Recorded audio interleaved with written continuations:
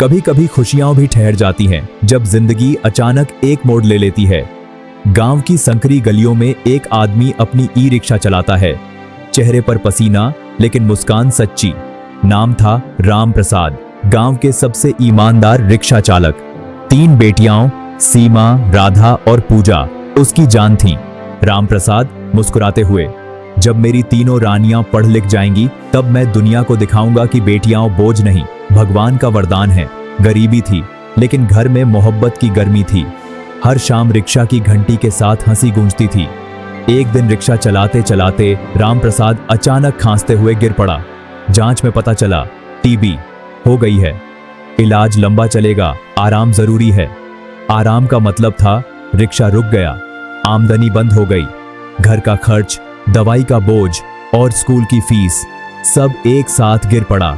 तीनों बेटियां अपने पिता की ओर देखती और सोचती, अब घर कैसे चलेगा। सीमा जो 12वीं में थी बोली, पापा आप चिंता मत करो, मैं पढ़ाई के साथ साथ ट्यूशन पढ़ा दूंगी। राधा बोली, मैं पड़ोस की दुकान में काम कर लूंगी।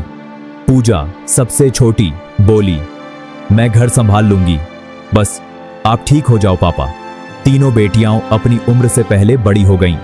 हर दिन किसी ना किसी का पेट खाली रहता था, पर उम्मीद कभी खाली नहीं हुई। इलाज चलता रहा पर बीमारी बढ़ती गई। राम प्रसाद बिस्तर पर पड़ गए।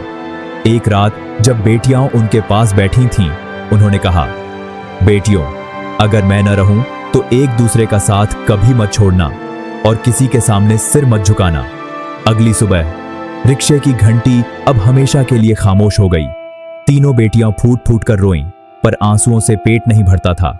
अब घर, जिम्मेदारी और जिंदगी सब उन्हीं के कंधों पर था। पड़ोसी बातें बनाने लगे, 3 बेटियां अकेली, कौन करेगा इनसे शादी। बाप ने छोड़ा कुछ नहीं, दहेज कहां से आएगा। समाज को सिर्फ दहेज दिखता है, मेहनत नहीं। लेकिन इन बेटियों ने ठान लिया, हम किसी की दया नहीं, अपनी इज्जत से जिएंगी।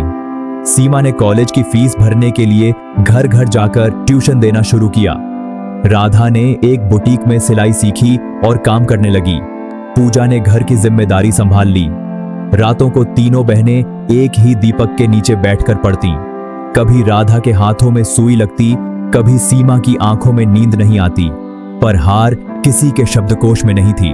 गरीबी उनकी सबसे बड़ी टीचर थी और मेहनत उनका इम्तिहान। समय बीता, बेटियां बड़ी हुईं। सीमा की शादी की बात चली।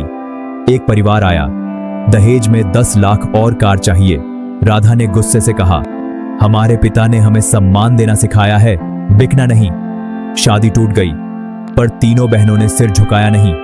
उन्होंने कहा, दहेज से नहीं, अपने दम से घर बसाएंगे। सीमा ने सरकारी परीक्षा पास कर ली, टीचर बनी। राधा ने अपना सीविंग सेंटर खोल लिया।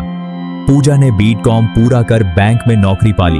अब घर के आंगन में फिर से हंसी गूंजने लगी। एक वक्त जो रोटी के लिए तरसता था, अब आत्मसम्मान की मिसाल बन गया था।